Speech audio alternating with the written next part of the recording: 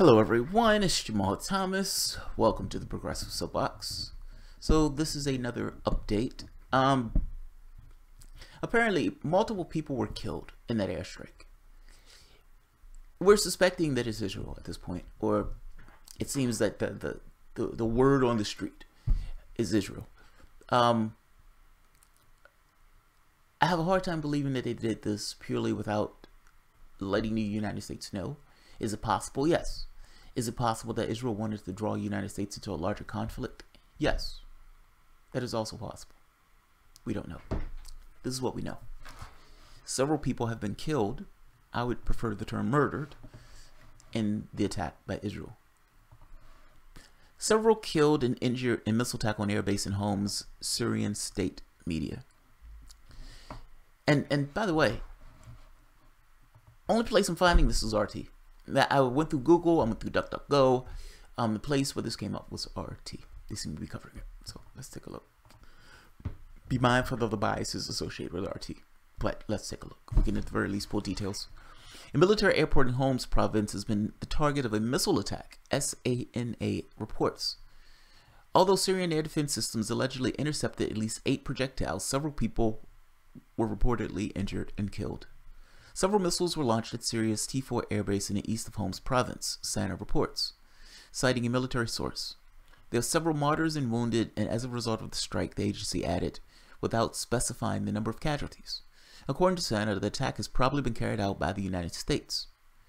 While the United States Defense Department is aware of reports of an alleged missile strike, it has dismissed the reports of any United States involvement, meaning it could very well be Israel. And let's be honest, it could also be the United States.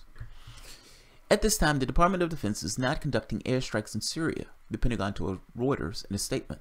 However, we continue to closely watch the situation and support the ongoing diplomatic efforts to hold those who use chemical weapons in Syria and otherwise accountable. According to the Lebanon's Al Mayadeen broadcaster, the missiles were coming from the Middle Eastern Sea through the Lebanese airspace. Meanwhile, Al Masdar News is reporting that unknown jets have entered Syrian airspace from Lebanon and is speculating that the jets could be Israeli. In response, the Syrian defense system at Mesa base was activated, the report added. Almost precisely a year ago, on April 7, 2017, the United States carried out a strike against Syria's Sharaite airbase, launching a volley of 59 Tomahawk missiles from the Middle Eastern Sea.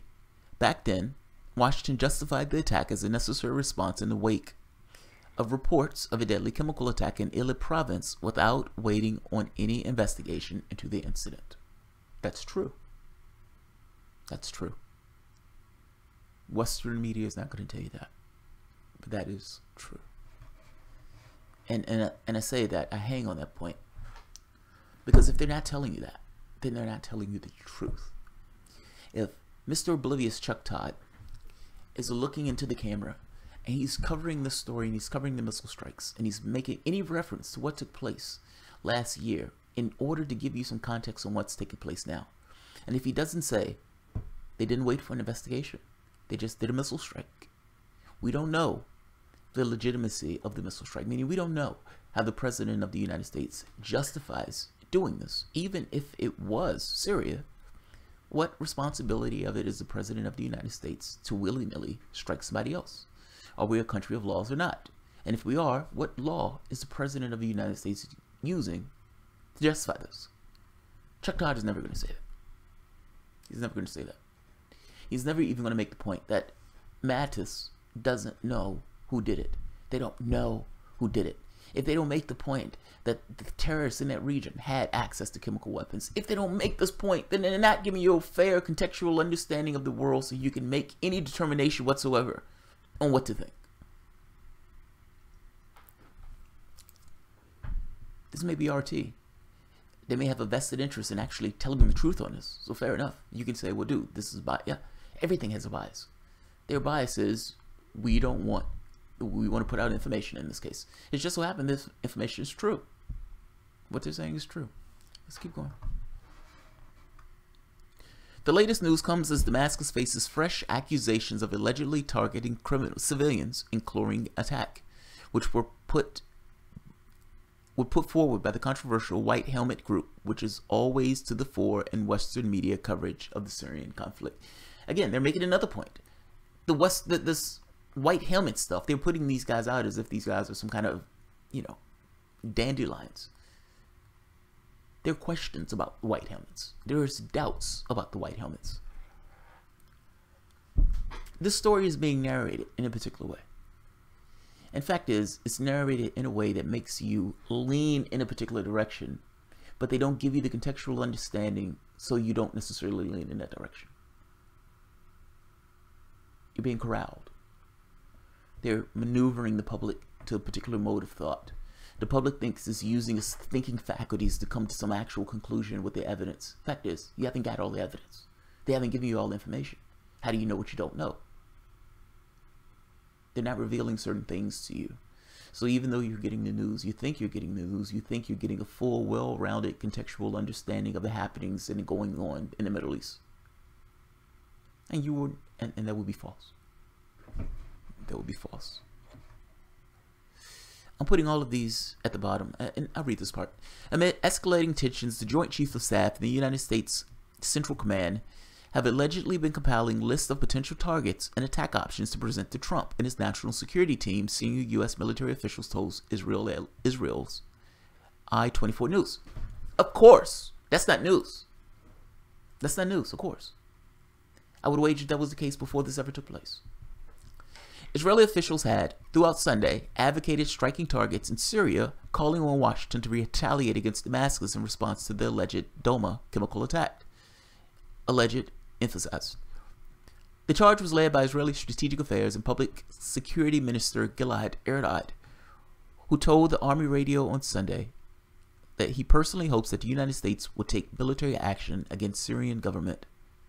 Among an array of politicians, Israeli opposition leader Isaac Herzog also called on the United States to take decisive military action against Syria. The idea of Israel intervention into Syria was also supported by the Israeli chief rabbi Yitzhak Yosef, who urged his followers to try and stop this massacre because they care about the Syrians so much. Yeah, I'm pretty sure that Israelis' heart goes out to these Syrians. They care so much. They care so much. Israeli foreign policy is the same as the United States foreign policy. Whatever is in the interest of Israel. If Israel wants to get rid of that particular government, meaning the Assad government, they're using this as a pretext to do it in the same way that the United States was using it as a pretext to attack. What you're saying is right. They don't know who did the chemical strike. And I still make the point, even if you did know who did the chemical strike, what grounds do you have to intervening into somebody else's country? What grounds? What grounds? We're not the sheriff of the world. Prove it. Sure. But again, even if you prove it, what constitutional grounds are you using for this? Nobody's going to answer that question. Nobody's even going to ask that question. The question is uncomfortable, persistent. There's more. And I have to be honest, man. I've said before, I've visited Israel. I thought it was a beautiful country. It looked like little America to me.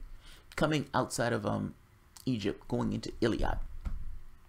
Gorgeous. Absolutely gorgeous. Tel Aviv looks like Beverly Hills. Jerusalem, again, gorgeous.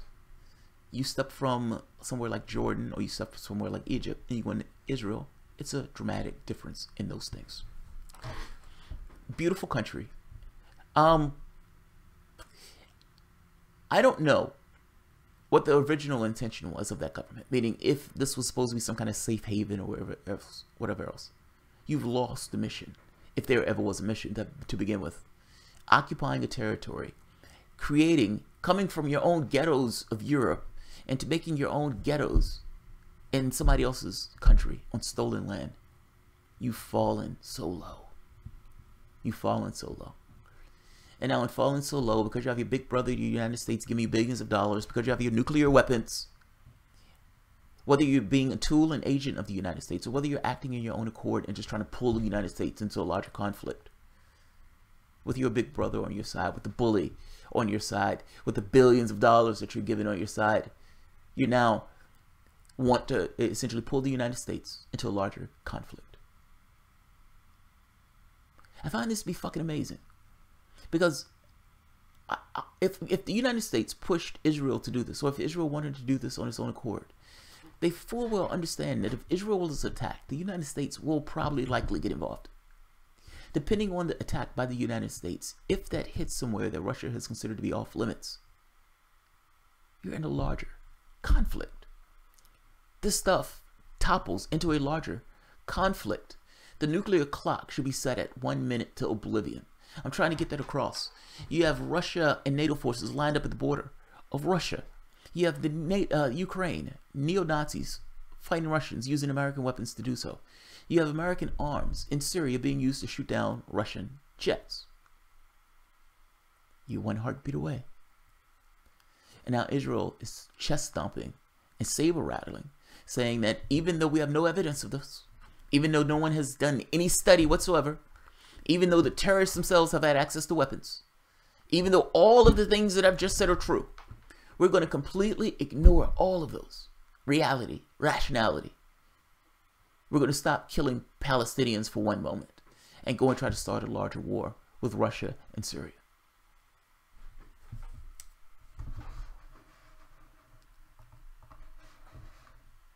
Forget about Gaza. Bomb Assad. Israeli hawks urge the United States to strike over Doma chemical attack. Fact is, the people who struck in this is suspected to be Israel at this point. And being suspected to be Israel, they're trying to request that the United States, hey, get in on some of this action. Get in on some of this action. This is terrifying. Do not let Israel write a check that your ass cannot cash, or at the very least that your ass does not want to cash. If the United States used Israel as a push, saying we don't want to do this, we're going to let you do this, then that would be smart. You shouldn't do it, but that would be smart. At the very least, you can say we have nothing to do with this. Israel acted on its own accord. Plausible deniability. We wanted to strike. We wanted to have some effect in this. We allow Israel to do our dirty work. If Israel is working on its own accord, and if the goal of Israel is to pull the United States into this conflict, this could be a tumbling effect of fuckery like nobody's business. Stay tuned. I'll monitor this for a little while longer, see what, if anything else changes. But up to now, this is the news that's taking place. It's believed to be Israel. It's believed to have killed several people. And again, that's Syrian news. That could be propaganda in and of itself. It might not have killed anybody. It might have killed a lot of people. They might not have shot down any of the missiles. They might have shot down a few of the missiles. This is military propaganda at this point. It's hard to know what's absolutely true. The only thing that we know is true is Israeli jets drop missiles in Syria. There may be people killed, there may not be people killed. That's all we know. That's all we know. Fucking around on a path to oblivion. Alright guys, I'm not going to keep this one too long. I'm getting tired. If you guys enjoy the content, please feel free to share, like, subscribe, and of course, you can always support the Patreon. Thanks everyone.